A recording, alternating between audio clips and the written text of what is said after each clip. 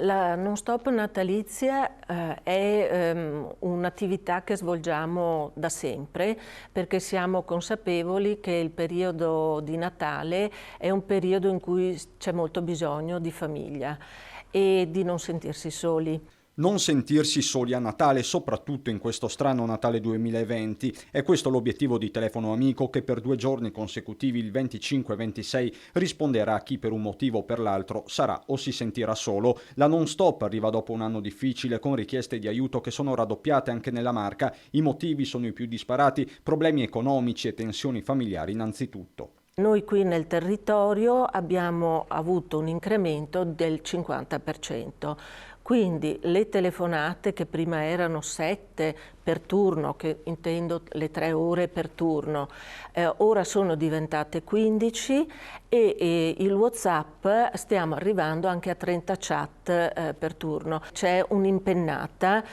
di questo bisogno di avere un contatto. Un bisogno di contatto che riguarda tutte le fasce d'età. Aumentano i giovani mentre gli uomini superano le donne negli accessi. La garanzia è quella dell'anonimato, il consiglio, quello di non vergognarsi.